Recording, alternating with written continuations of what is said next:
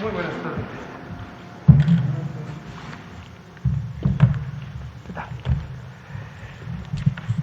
Muy buenas tardes. Son las 19:01 de este miércoles 28 de abril de 2021. Desde el Palacio Nacional de México, en la Ciudad de México, vamos a iniciar la conferencia de prensa diaria sobre COVID-19, la pandemia causada por el coronavirus SARS-CoV-2.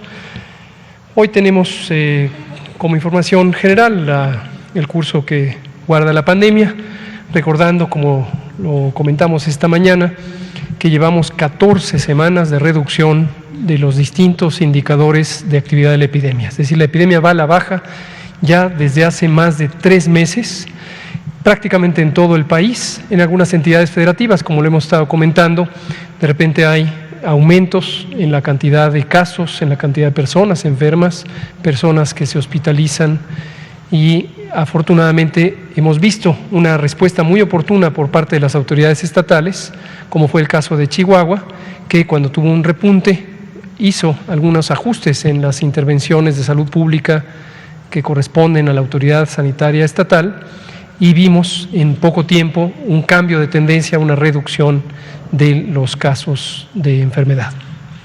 Y esto es muy alentador, pero como hemos dicho una y otra vez, no debemos asumir que se acabó la epidemia. Todavía no se acaba, en el mundo entero sigue existiendo la epidemia, y en tanto exista en otras partes del mundo, cada uno de los países tiene una condición de susceptibilidad para que pudiera reactivarse la epidemia. Lo que podemos decir es que hasta el momento llevamos estos 14 semanas, 3 meses y medio en reducción de la epidemia. Y por el otro lado, que seguimos avanzando con la vacunación, ya tenemos prácticamente el 10% de la población mexicana cubierta, vacunada, y eso también es un elemento que contribuye a que reduzca la epidemia. Esa es la idea general. Vamos a presentar el informe técnico a cargo del doctor Alomía. Yo presentaré el informe del avance de la vacunación, y hoy tenemos a un invitado que apreciamos mucho, le llamaremos especial, como siempre le llamamos, pero es parte de nuestro grupo del sector salud. Fue por varios años el director de prestaciones médicas del Instituto Mexicano del Seguro Social, fue el coordinador de vigilancia epidemiológica y respuesta a contingencias, fue el creador de la red de laboratorios de vigilancia epidemiológica del Instituto Mexicano del Seguro Social, fue director de salud ocupacional en ese instituto, y es un brillante epidemiólogo, médico, cirujano y un colega excepcional. Y hoy tenemos el privilegio de que es el coordinador médico general del Instituto de Salud para el Bienestar. Y hoy nos acompaña el doctor Víctor Hugo Borja Aburto para comentarnos sobre los resultados de un trabajo muy importante que realizó él y su equipo en el Seguro Social, que es una estimación de la cero prevalencia de COVID-19 o de SARS-CoV-2. ¿Qué quiere decir cero prevalencia? ¿Cuántas personas o qué proporción de las personas que se detectan en México tienen ya anticuerpos contra el virus SARS-CoV-2? Y esta es información clave. Desde luego complementa a otros esfuerzos semejantes como el de la Encuesta Nacional de Salud y Nutrición, pero el doctor Borja nos explicará los detalles del estudio que condujo con su equipo. Bienvenido, Víctor Hugo, qué gusto que estés aquí. Vamos entonces a pasar en ese orden. Le pido al doctor Alomía si presenta, después presento la vacunación, escuchamos al doctor Borja y abrimos a preguntas y comentarios. Con mucho gusto, con su permiso, señor secretario, doctor Víctor Hugo Borja, bienvenido. Muy buenas noches también a todas y todos los presentes y a todas las personas que nos hacen el favor de sintonizarnos en esta conferencia de prensa. Como pueden ustedes ver, en nuestra curva epidémica, la de color azul en la parte superior, están distribuidas más de 2.5 millones de personas que hasta el momento han sido clasificadas como casos ya estimados de COVID-19. Esta curva precisamente lo que nos permite es ver el comportamiento de la epidemia desde su inicio, pero más importante lo que ha ocurrido en últimas semanas. Como podemos ver, la reducción que se presenta entre la semana 14 y 15, con la que abrimos el gráfico semanal, se mantiene. Para el día de hoy es de un menos 19%, y con ese número sigue siendo, para ser ombligo de semana hoy día miércoles, pues una reducción importante que de seguro mantendrá la misma cuando cerremos la semana número 15. Menos del 1% los casos activos, y obviamente eso se explica por la reducción importante que hemos tenido de la carga de enfermedad de personas con COVID-19 en las últimas semanas, lo cual ratifica también pues que estamos teniendo obviamente una intensidad epidémica baja, concordante con esta disminución de 14 semanas que previamente ya se mencionaba. Es importante recordarle a la población que la COVID-19 puede producir complicaciones importantes en la evolución clínica de las personas, sobre todo cuando éstas tienen alguna comorbilidad o un factor de riesgo que facilita este tipo de complicaciones. Y lamentablemente, a consecuencia de las mismas, pues las personas pueden fallecer de COVID-19. Y esta ocurrencia o este impacto en la población es precisamente el que se quiere evitar y ahora controlar con la vacuna. Por un lado, tenemos lamentablemente 215.918 personas que han fallecido a consecuencia de estas complicaciones, pero sin embargo también por otro lado tenemos ya más de 6.390.000 personas que al tener esquemas completos de vacunación, pues obviamente tenemos toda la expectativa que ya no tengan que pasar por un cuadro grave de COVID y por lo tanto tampoco tengan que fallecer a consecuencia de la enfermedad. Si vemos la siguiente diapositiva, vemos nuevamente la actualización del comportamiento hospitalario diario. Podemos ver esta reducción importante que se mantiene en los últimos días y que se ha presentado desde inicios de este año, con la reducción también de la carga de enfermedad, menos 78%, la reducción acumulada desde que esta inició prácticamente a mediados de enero, y como vemos la tendencia descendente se mantiene aún en últimos días. Vamos a ver cómo está distribuida por camas generales y camas con ventilador. En la siguiente diapositiva vemos el primer grupo de ellos, que son las camas generales. 13% de ocupación nacional, es de las ocupaciones más bajas, se ha mantenido esta por varios días en la última semana, y esto a su vez permite que todas las entidades federativas tengan menos del 30% de ocupación de este tipo de camas, lo cual nos deja más de 27,000 camas disponibles de este tipo en todo el territorio nacional.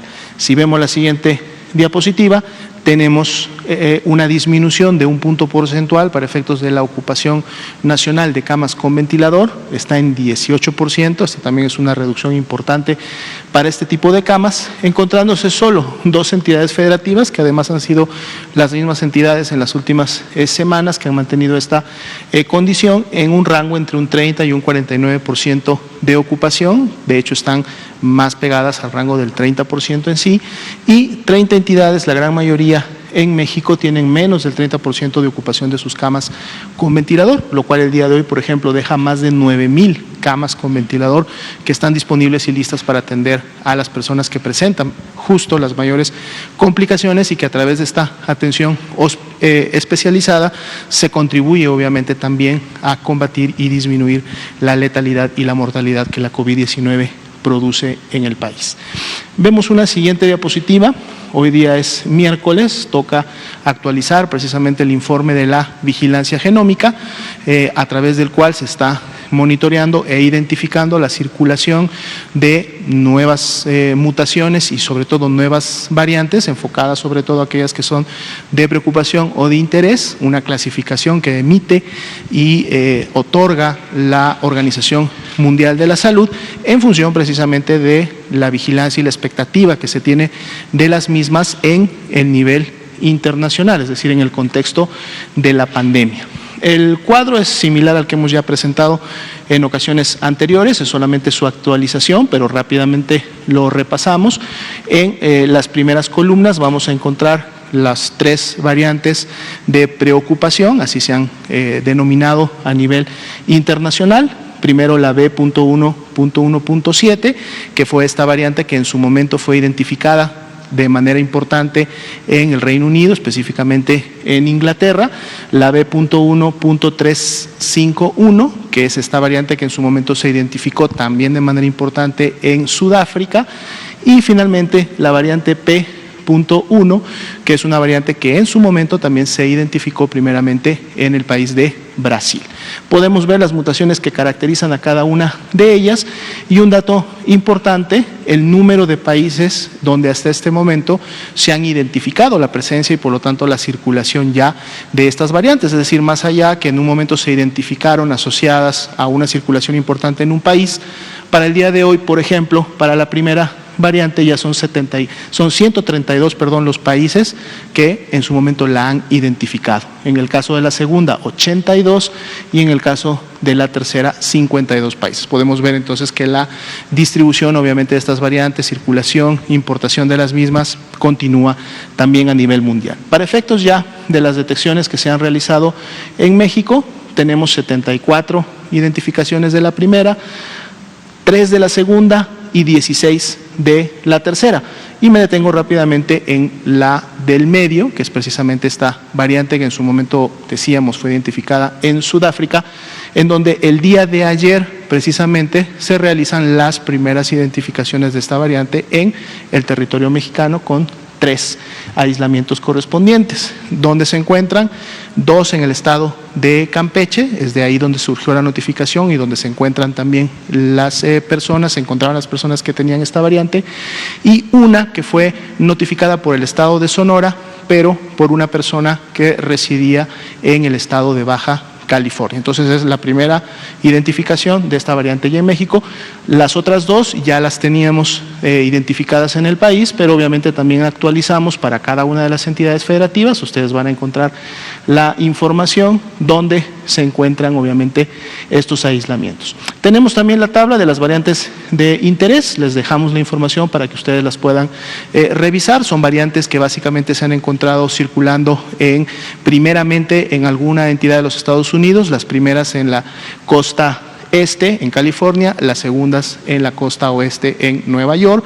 No están asociadas específicamente a ese lugar, sino que ahí se identificaron por primera vez y pues bueno, también vemos obviamente una circulación como tal en México. Entonces, esa sería la actualización hasta este momento. Gracias, doctora Lomía. Hablemos ahora de vacunación. Seguimos vacunando, sigue el programa nacional, sigue la Estrategia Nacional de Vacunación contra el virus SARS-CoV-2 para prevenir COVID-19, que empezó el pasado 8 de diciembre de 2020. Recordar que este plan ha sido diseñado con el interés de atender un problema de salud pública. Esto es sumamente importante tenerlo claro. No es lo mismo una intervención médica, en donde lo que se pretende es prevenir o atender o rehabilitar de la enfermedad a una persona a la vez, que pensar en millones a la vez. Son muy diferentes la medicina y la salud pública. Por supuesto, son parte de un mismo sistema de ciencias de la salud, el Sistema Nacional de Salud, cuando se habla de la práctica, pero no son lo mismo. El objetivo de la estrategia, de la política y de la estrategia operativa de vacunación contra el virus SARS-CoV-2 es un objetivo colectivo, poblacional, de salud pública. Se está pensando en la población en su conjunto. ¿Por qué lo menciono? Porque ha habido alguna confusión, considero que de importancia, entre el propósito de esta intervención colectiva y las necesidades de cada una de las personas. Es obvio que las poblaciones están hechas de personas en lo individual.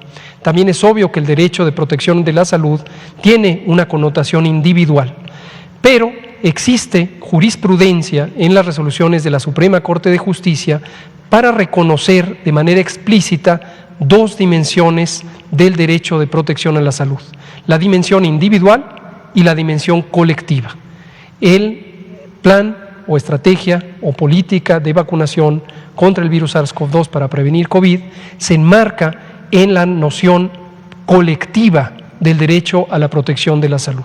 En un momento dado, cuando estamos vacunando a una población, lo que interesa es un beneficio colectivo a través de un mecanismo que es beneficiar con la protección que brinda la vacuna a una persona y a otra y a otra y a otra. Pero no son reemplazables, no son sustitutos, y es muy importante tener claro que el interés superior es el interés colectivo, es el interés poblacional del conjunto de la población mexicana, del Estado mexicano. Y en un momento dado también es importante ver que la priorización que se ha hecho del orden en que se van vacunando a las poblaciones está determinado por ese interés colectivo.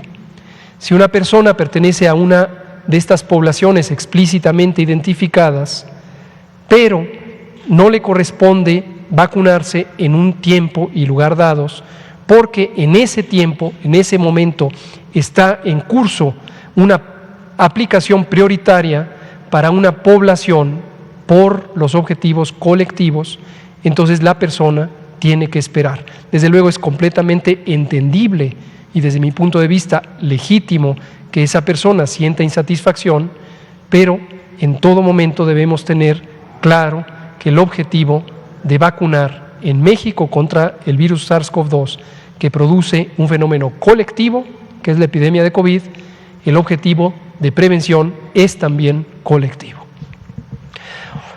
Vacunamos ayer hasta las 21 horas, durante ese día, 27 de abril, que es ayer martes, 292.988 personas. Estos datos ya los expusimos públicamente esta mañana cuando tuve la oportunidad de que el presidente López Obrador me convocó para hacer algunas aclaraciones sobre esto. Entonces son los datos que ya vieron parte de la población esta mañana, son los del corte de información hasta ayer.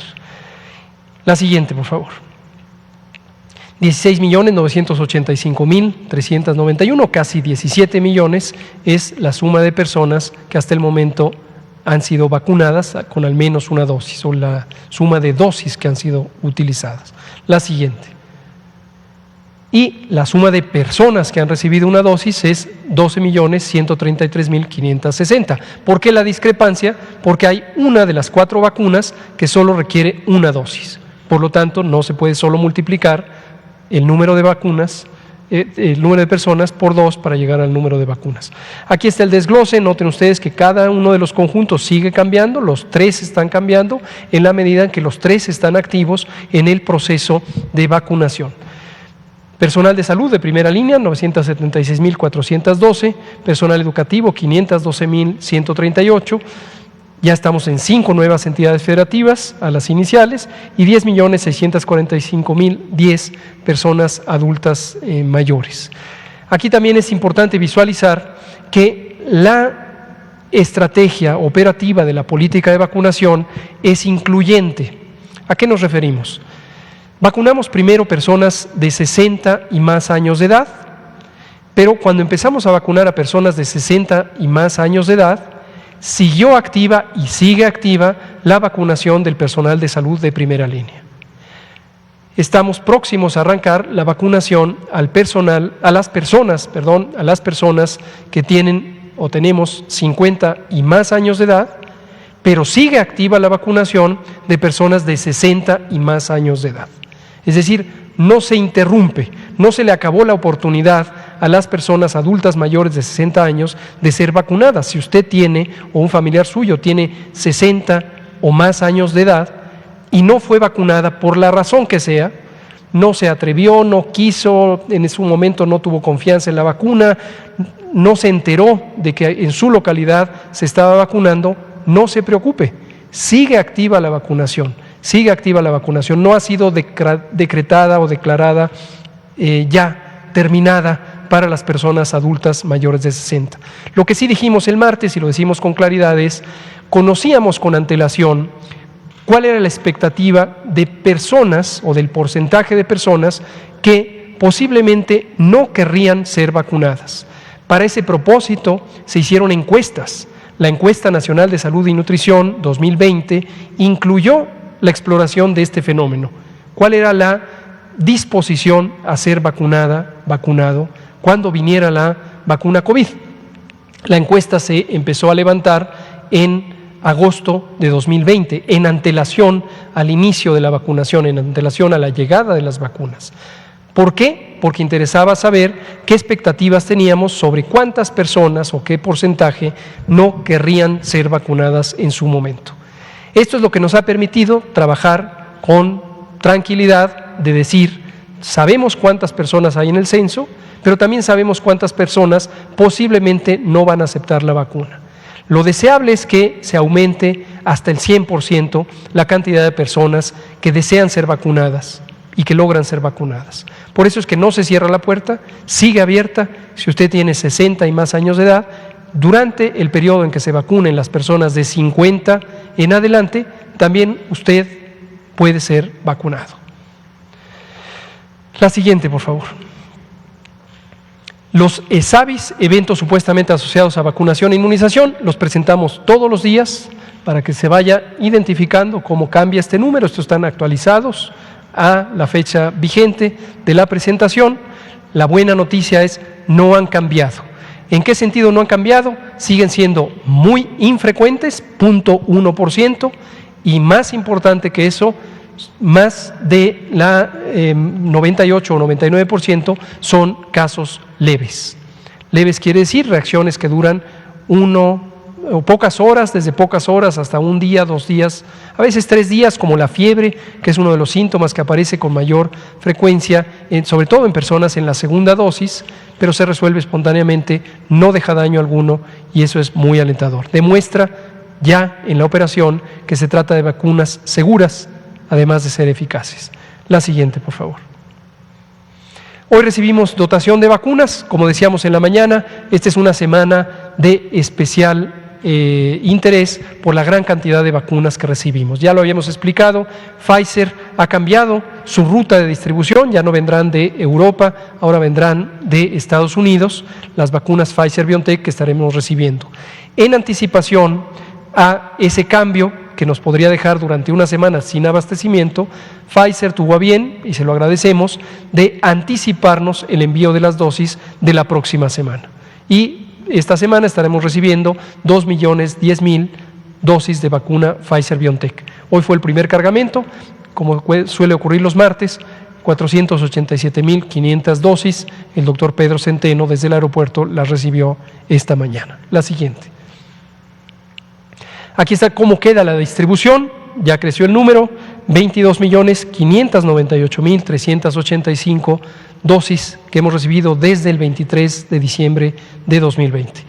Pfizer, 9.136.725, las demás sin cambios esta semana, 4.664.500 la de AstraZeneca, 5 millones la de Sinovac, 1.100.000 la de Sputnik V, y 2.697.160 la de CanSino. Veamos cómo queda el calendario anticipado para esta semana en recepción de vacunas. La siguiente, por favor. Aquí está. Lo que aparece en amarillo son los embarques ya entregados. Mañana recibiremos 585.000 y el viernes 30 de abril, Día del Niño, 938.340 dosis, casi 1 millón, para sumar 2.010.840. También CanSino, que se fabrica en China pero se envasa en México, se hará una liberación.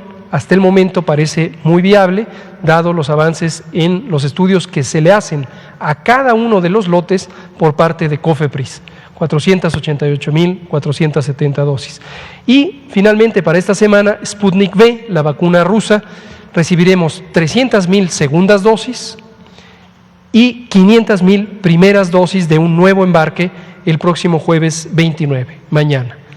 Y hemos cambiado aquí en este calendario porque por el tiempo de viaje llegarán hasta el lunes 3 de mayo otras 500.000 que representan un nuevo embarque también de primeras dosis. Es decir, 1 millón de primeras dosis de Sputnik V y 300.000 de segundas dosis. Para un total de casi 3.300.000 que estaremos recibiendo esta semana. Me parece que esta es la última. Y como decíamos en la mañana, esto va a empezar a acelerarse en la medida en que, de acuerdo con los contratos y de acuerdo con las capacidades de producción, empezaremos a incorporar vacunas que están pendientes de ser entregadas. Ahora sí, le damos la palabra al doctor Víctor Hugo Borja Burto, coordinador médico del Instituto de Salud para el Bienestar. Adelante, Víctor. Muy buenas tardes a todos. Muchas gracias, doctor Gatell. Vamos a presentar un estudio que realizó el Instituto Mexicano del Seguro Social, más específicamente el Laboratorio de Vigilancia Epidemiológica de la Dirección de Prestaciones Médicas, que complementa el sistema de vigilancia epidemiológica del país. Las encuestas epidemiológicas realizadas en México complementan este sistema de información y las decisiones se toman tomando el conjunto de evidencias que se tienen, además de los casos confirmados. Este estudio se realizó en el Instituto Mexicano del Seguro Social, fue publicado recientemente la semana pasada en número especial de COVID-19 en la revista Microorganismos. El doctor Esteban Muñoz Medina y la doctora Concepción Grajales participaron de manera importante en este estudio. Junto con el equipo del laboratorio en su conjunto, fue una evaluación de la cero prevalencia, es decir, la proporción de anticuerpos que había circulantes en esos momentos entre el 10 de febrero y el 31 de diciembre del 2020, es decir, hasta la mitad del segundo brote o de la segunda ola. No considera la segunda mitad, que fue a partir del mes de enero de la segunda ola. Es un muestreo no relacionado y anónimo, fue a partir de sueros sobrantes en los bancos de sangre y en los laboratorios clínicos de pacientes no relacionados con COVID. Se realizó en 34 bancos de sangre y 34 laboratorios clínicos. En total fueron 24,273 muestras procesadas de todos los grupos de edad. La siguiente, por favor. Buscamos dos maneras de investigar los anticuerpos a través de dos pruebas. Una fue esta prueba de anticuerpos común, que son IgGs, a través de una prueba de quimioluminiscencia. Es una prueba aprobada por FDA y tiene registro COFEPRIS también para la detección de anticuerpos IgG. Y otra prueba que es una prueba subrogada o busca evaluar los anticuerpos neutralizantes. Aunque nosotros generemos anticuerpos, no necesariamente son efectivos en neutralizar el virus si este penetra el organismo. Estos anticuerpos neutralizantes son los que efectivamente podrían neutralizar al virus. Para ello, para evaluarlos de manera directa, es una prueba compleja porque se tiene que cultivar el virus y se tiene que poner en contacto con los anticuerpos. Sin embargo, hay una manera indirecta y se utilizó esta otra prueba de CLIA, aprobada por la FDA, para la búsqueda de anticuerpos neutralizantes, es decir, anticuerpos que protegen de la reinfección. La siguiente, por favor. Entonces, en resumen, nada más para mostrar cuáles son los anticuerpos que buscamos aquí, si nos exponemos al virus, después de un tiempo hay una manera de detectar el virus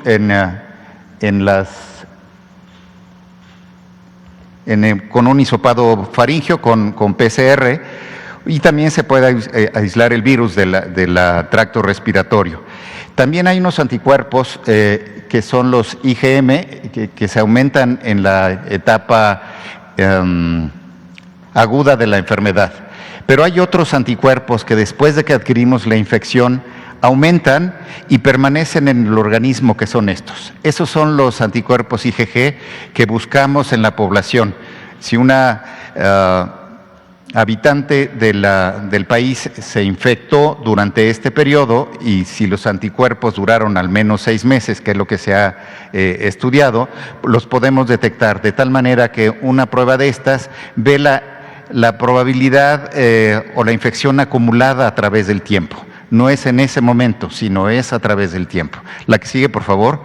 ¿Qué es lo que hicimos? Bueno, encontramos una seroprevalencia muy baja al principio, en el mes de febrero. Era difícil que estas fueran positivas. Las barras verdes son el número de muestras que recibimos y las barras grises son el número de muestras, las barras verdes son los anticuerpos IgG y los para cada uno de los IgG neutralizantes que investigamos. Como nosotros creímos, y esto fue un proyecto apoyado por el CONACYT, los proyectos de investigación tienen una fecha de inicio y término. La fecha de término que autorizó CONACYT había sido en este mes, en el mes de septiembre. Nosotros redujimos el número de muestras. Sin embargo, al ver que comenzó nuevamente la nueva ola, pedimos más muestras y estas son las cero prevalencias que encontramos. La siguiente, por favor. ¿Qué encontramos? Encontramos, complementando al sistema de vigilancia que hace las pruebas moleculares de los casos sintomáticos, encontramos 4 casos IgG positivos de antes del 29 de febrero. Esto es lo esperado. Cuando encontramos un caso positivo en enfermedades que pueden ser asintomáticas, se espera que previo a eso empiece la circulación del virus. Entonces encontramos estos 54 casos adicionales antes de la declaración de la transmisión comunitaria. Si ustedes recuerdan, hubo una fase en que se declaró la transmisión comunitaria y una diseminación a todo el territorio nacional en 5 semanas, por las muestras que fuimos recibiendo a través del tiempo. La que sigue, por favor. ¿Cuál fue la seroprevalencia acumulada durante todo el periodo al mes de diciembre? Encontramos que en el noroeste el 40.7% de la población ya tenía anticuerpos, es decir, ya había estado en contacto con el virus y desarrollado anticuerpos. En el noreste del país el 37%, en el sureste el 35%, en el centro el 30% y en el occidente encontramos la seroprevalencia más baja del 26.6%. Con esos intervalos de confianza, obviamente cuando se hacen muestreos se tienen que calcular los intervalos de confianza. La que sigue, por favor. ¿Esto qué quiere decir? Que de la región con mayor número de individuos con IgG positivos a SARS-CoV-2 fue el noroeste del país. Identificamos unos casos previos al reporte oficial en México con prueba confirmatoria molecular.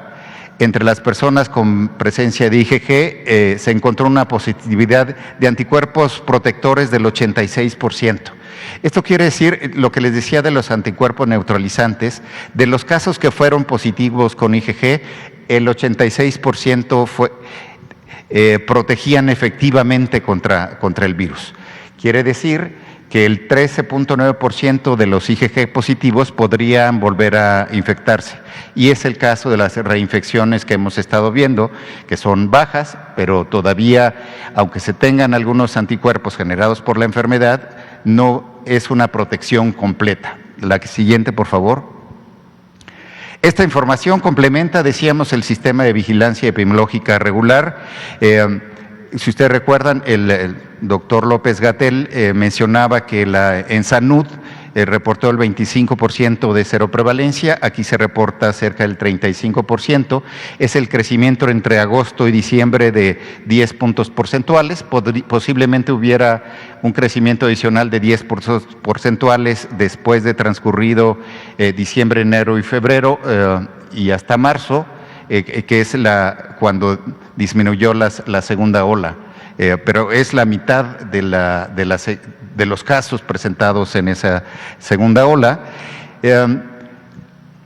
Es importante mencionar que aunque tenemos este número importante de mexicanos que tienen anticuerpos, nos encontramos todavía lejos de alcanzar la inmunidad de grupo o de rebaño. Sin embargo, la podremos alcanzar complementando con el programa de vacunación.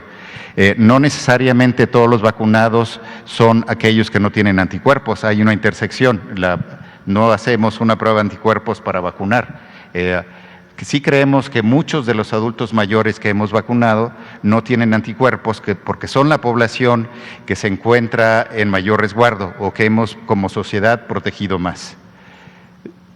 La medida más importante entonces es continuar con la vacunación para poder alcanzar esa inmunidad de rebaño y no debemos relajar las medidas de higiene, aunque tengamos una proporción importante de la población con anticuerpos neutralizantes o IgG. El uso de cubrebocas, la higiene de manos y la sana distancia, además de las medidas generales de control de distanciamiento social, se debe de mantener hasta que baje el riesgo de una tercera ola, aunque muy posiblemente estos resultados muestren que haya una probabilidad baja, no es que sea imposible, pero una probabilidad baja de esa tercera ola. Eso es todo, doctor Rethel. Muchas gracias, doctor Víctor Hugo Borja. Un comentario previo a que abramos a preguntas y respuestas. Esta información que ha presentado el doctor Víctor Hugo Borja consideramos que es relevante y es de interés público general. Lo trajimos por eso aquí a la conferencia, tenemos el gusto de que el doctor nos lo haya explicado, porque a veces este tipo de información, o más bien habitualmente este tipo de información, queda en los círculos científicos. Se publicó en una muy buena revista internacional, desde luego académicas y académicos de México y el mundo leerán los resultados, pero se conoce poco en el público en general, entre personas no especializadas en el campo. Y es justo contrario a lo que suele ocurrir con algunas noticias, esto lo hemos comentado varias veces, en donde entran a los circuitos de noticias temas sobre tratamientos, sobre el curso de la enfermedad, sobre secuelas, sobre duraciones de la enfermedad, sobre reinfecciones, y luego se propagan las noticias sin que tengan un sustento científico sólido. Entonces, en este caso tenemos un estudio hecho en México, hecho por científicas y científicos mexicanos que trabajan en instituciones públicas, en este caso el Instituto Mexicano del Seguro Social, y que producen un conocimiento que es sumamente valioso para tomar decisiones de salud pública en tiempo real. Aquí la conclusión, como ha señalado el doctor Borja, es muy clara sobre cuáles son las expectativas de protección por anticuerpos que podemos tener en México, y de manera concreta, como ya lo señala él, no estamos todavía cerca de la inmunidad de rebaño, aunque estos datos colectados cerca del ACME, del pico epidémico, muestran ya un aumento de la inmunidad poblacional con respecto a los datos de agosto, que son los que colectó la Encuesta Nacional de Salud y Nutrición. Y seguramente en adelante será de interés en algún momento adicional volver a medir cuál es la frecuencia de anticuerpos que existen en la población mexicana. Muchas gracias, Víctor Hugo. Vamos a abrir a preguntas. Por favor, Juan Hernández, Grupo Cantón, Periódico Basta. Referente a ese estudio, ahorita que lo está exponiendo, ¿cuánto faltaría o qué estimación ustedes tendrían para que México pudiera llegar a esta inmunidad de rebaño? Y ahorita las cifras que estaba dando precisamente por digamos que por zonas, ¿qué ha influido para que en algunas partes haya más ¿cómo llamarle? Anticuerpos y precisamente contra el COVID? ¿Es clima, alimentación? O sea, ¿qué es lo que ustedes descubrieron ahí? ¿Qué nos puede compartir? Esa es la primera. Las distintas seroprevalencias reflejan que la circulación del virus fue distinto, no fue homogéneo en todo el país. ¿Por qué fue por distintas razones? Primero, la cercanía con los Estados Unidos reflejó en algunos casos el intercambio de la población mucho más frecuente. Si ustedes recuerdan, en Tijuana tuvimos desde el principio una casuística muy importante, la circulación del virus fue muy importante.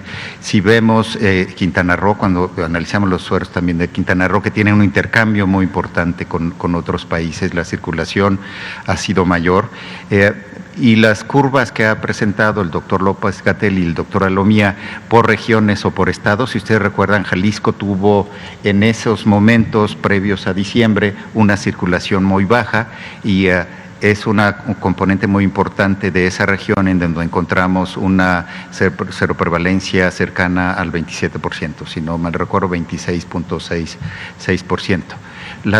Las epidemias no son un pico homogéneo. Al interior hay condiciones distintas. para la circulación. Esto no toma en cuenta la gravedad de la enfermedad, esto solo mide la infección.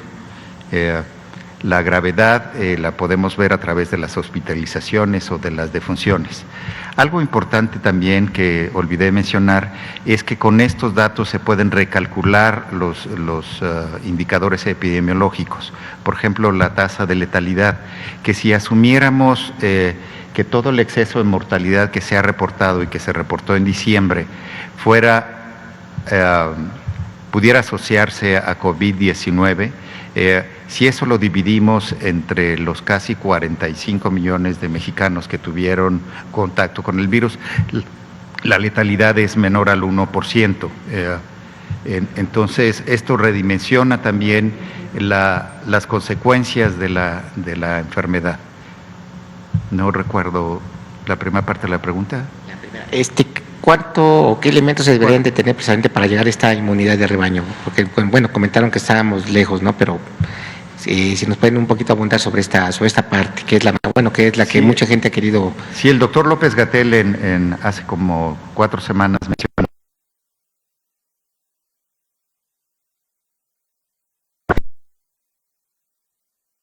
anticuerpos entre las 2 olas importantes que tuvimos en el país.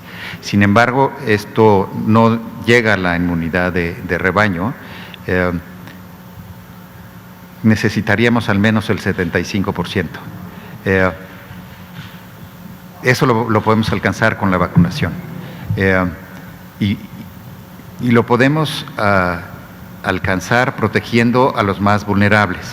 No necesariamente queremos proteger a los que se infectan más, porque son los jóvenes que salen más y se infectan más. Queremos proteger a quienes pueden tener consecuencias mayores de cuando llegan a infectarse, y esos fueron los adultos mayores.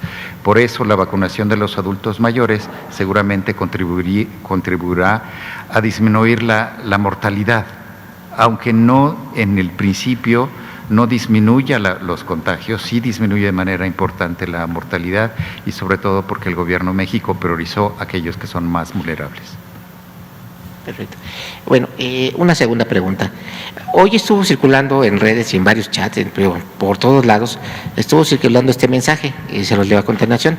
Dice, para las personas que se registraron ayer para la vacuna, hay que volver a meterse para que se les actualice el folio, porque estuvieron saliendo con AM, que es adulto mayor, y tiene que venir como A50 y el número. Si te metes hoy con tu CURP, lo actualiza automáticamente. Me dicen que también es importante en la pantalla que les muestra el folio, picar el botón expediente de vacunación, para que se descargue en tu compu el formatito que hay que llevar el día de las vacunas.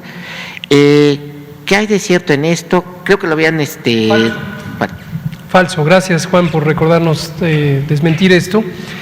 Comenta Juan Hernández de Grupo Cantón, periódico Basta, que circuló en las redes sociales una noticia o una idea de que quien se registró en la plataforma mivacuna.salud.gov.mx, mivacuna.salud.gov.mx, y lo hizo ayer 27 de abril, dice este comentario que deben volver a registrarse, y explica algo que no tiene ningún sentido. Esto es falso. Hoy por la tarde o un poquito antes del mediodía lo comenté yo en mi cuenta de Twitter, HL Gatell, dije, esto es completamente falso. Es parte de una campaña de sabotaje. Quién sabe quién la perpetra, seguramente una mente muy perversa y malintencionada que está atentando contra el interés superior de esta nación. Es falso. Igual que una falsa información que había circulado antes de que abriéramos la página de que se registrara. Si usted se registró ayer, tiene 50 y más años de edad, siga, no se preocupe, ha quedado registrado en la página mivacuna.salud.gov.mx.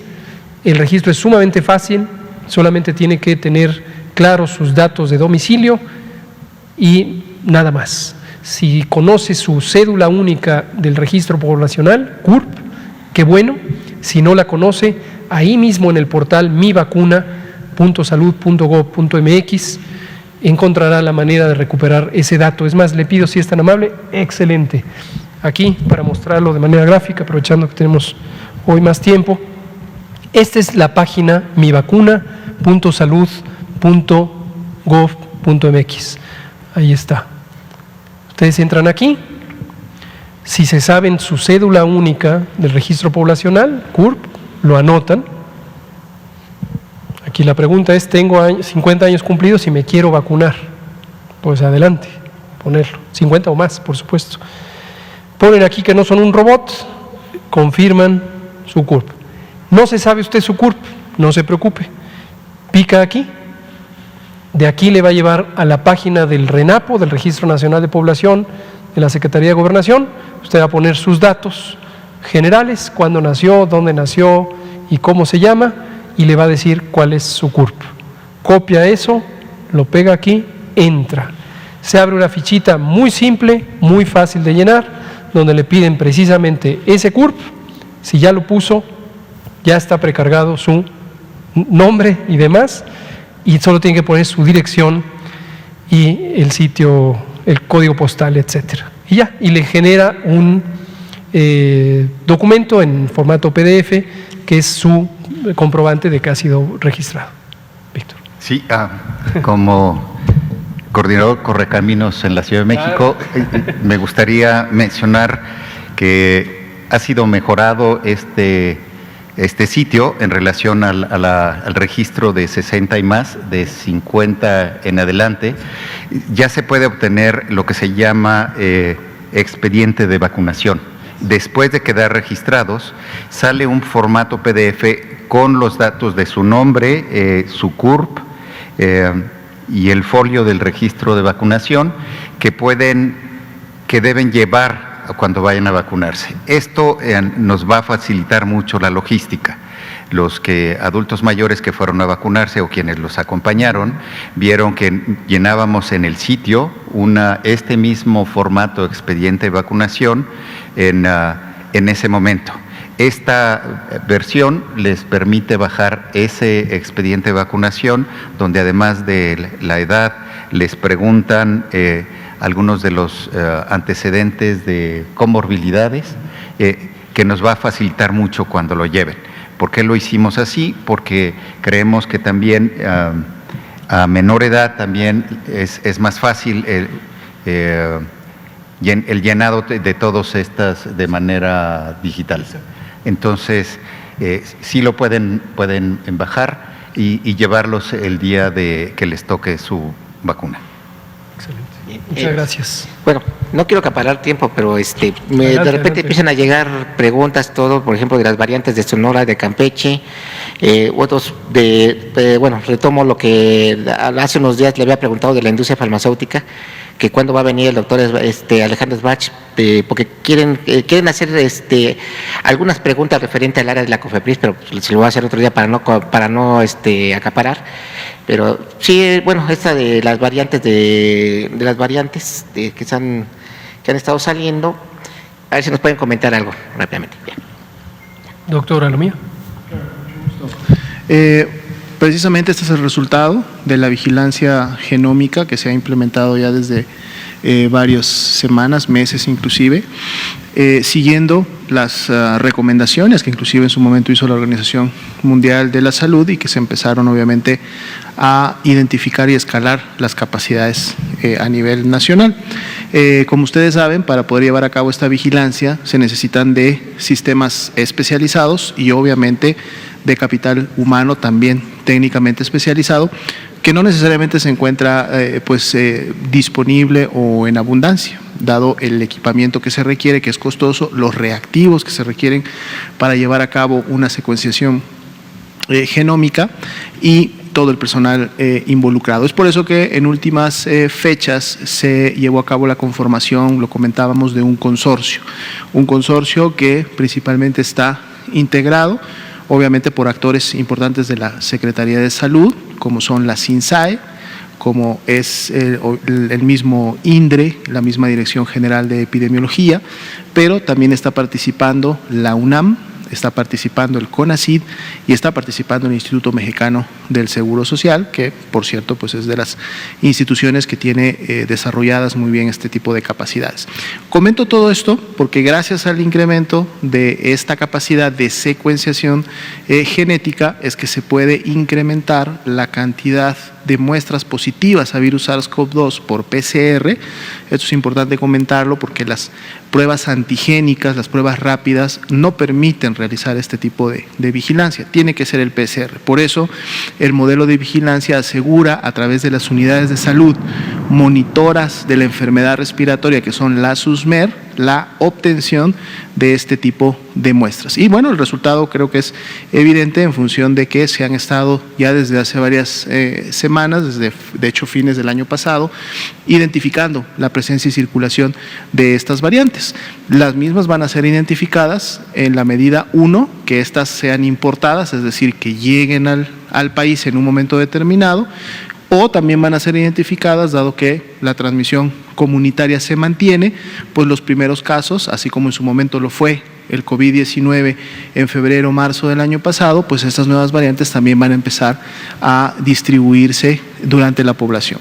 Lo que podemos identificar, sí, hasta el momento, es que obviamente las variantes internacionales, específicamente las de preocupación, las VOCs, estas tres primeras que mencionábamos, todavía en este momento no representan una carga importante o una prevalencia, una predominancia sobre las variables ya identificadas previamente en México durante el año pasado, o inclusive los linajes y los clados mexicanos que hemos tenido en un momento determinado circulando.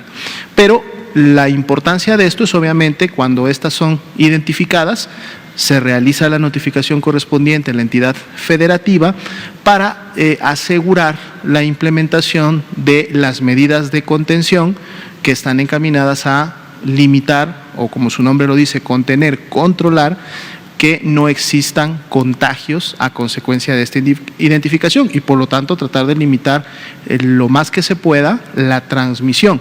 Esto obviamente lo puede lentificar, pero no necesariamente en su momento va a pararla, como lo hemos visto en el transcurso de todo el año pasado.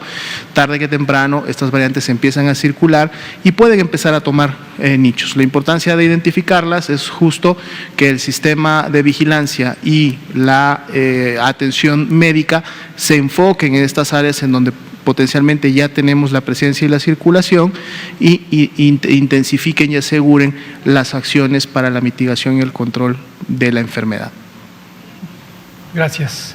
Vamos a Ignacio de Alba, pie de página, y ahorita se da tiempo, Gerardo. Gracias. Me gustaría preguntarles si hay diferencia entre los anticuerpos que se producen naturalmente por la enfermedad y el que se genera a través de las vacunas. En principio, sí, por dos razones, bueno, por muchas razones, pero para explicarlo de manera sencilla, un virus es una partícula biológica, desde luego microscópica, muy microscópica, mide pocos milésimas de milésima, pocas millonésimas de milímetro, y tiene muchas sustancias, proteínas mayormente y grasa. Y esas sustancias, esas moléculas que tiene cada partícula ultramicroscópica de los virus, puede o no ser reconocida por el sistema inmune. El sistema inmune es el sistema de defensas y produce sustancias que se llaman anticuerpos que pueden adherirse, pegarse a los virus y en algunos casos neutralizarlo. El virus completo, como digo, tiene varias de estas proteínas y aquellas que pueden hacer que el sistema inmune genere las defensas, genere los anticuerpos, le llamamos antígenos. En cambio, las vacunas están hechas de muy pocos de estos antígenos, casi siempre uno de ellos. En el caso de las vacunas contra el SARS-CoV-2, es una de ellas, es la proteína de espiga, la proteína S por su nombre en inglés, y esa proteína de espiga es la que se ha encontrado que tiene la mayor capacidad de generar anticuerpos. Entonces podemos distinguir, si le medimos anticuerpos a una persona, si los anticuerpos son producto de la infección o producto de la vacunación, porque en la persona que tuvo infección va a tener anticuerpos contra varias proteínas del virus. La persona que no tuvo infección y fue vacunada va a tener solamente anticuerpos contra la proteína de espiga. Por supuesto, quien tiene la enfermedad y luego es vacunada va a tener todo el repertorio de anticuerpos, posiblemente con una mayor concentración de los anticuerpos en contra de la proteína de espiga. Entonces, ¿las inmunizaciones son diferentes dependiendo las variantes o no? ¿Las qué, perdón? La inmunización es diferente dependiendo de las variantes.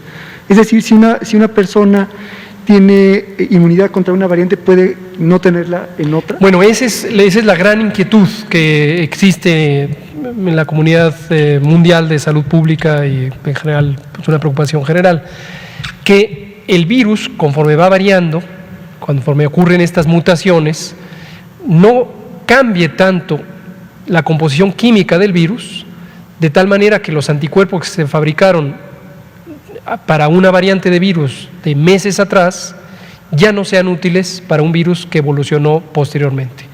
Un ejemplo clásico lo tenemos con la influenza. La influenza es un virus que evoluciona a tal velocidad o muta a tal velocidad que si en un año dado ponemos vacuna con cierta composición química que genera anticuerpos, al año siguiente el virus es suficientemente diferente como para ya no ser afectado por los anticuerpos que produjo la vacuna del año pasado.